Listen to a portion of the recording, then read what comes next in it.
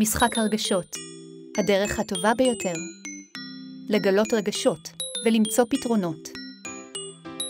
שלום ילדים. לפעמים אנחנו מרגישים כעס, עצב, פחד או בכי, אבל אל דאגה. יש לנו משחק שיעזור לנו ללמוד איך להתמודד עם הרגשות האלו, וגם איך לעזור לחברים שלנו.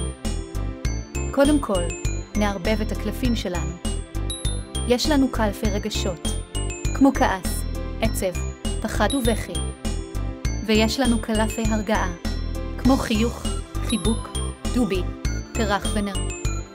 כל שחקן מקבל 4 קלפים. השחקן הראשון מניח על השולחן קלף עם רגש. למשל, קלף של כעס. מה עושים עכשיו? השחקן הבא צריך למצוא קלף שיעזור להרגיע את הכעס. מצוין. נר ופרח עוזרים להירגע, אבל יש גם דרך נוספת. חיוך. חיוך תמיד עוזר, כי הוא מדבק. תראו איך כולם מתחילים לחייך.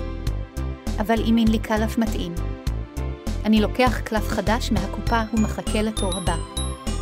עכשיו תורי, אני מניח קלף עם אמוג'י עצוב. מה יכול לעזור? נכון. חיבוק תמיד עוזר כשמישהו עצוב. ומה אם מישהו בוכה?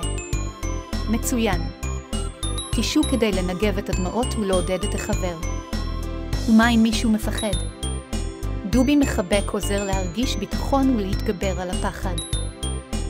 המשחק נמשך עד שאחד הילדים מצליח להוריד את כל הקלפים שלו ראשון. הוא המנצח. משחק הרגשות, הדרך הטובה ביותר. לגלות רגשות ולמצוא פתרונות.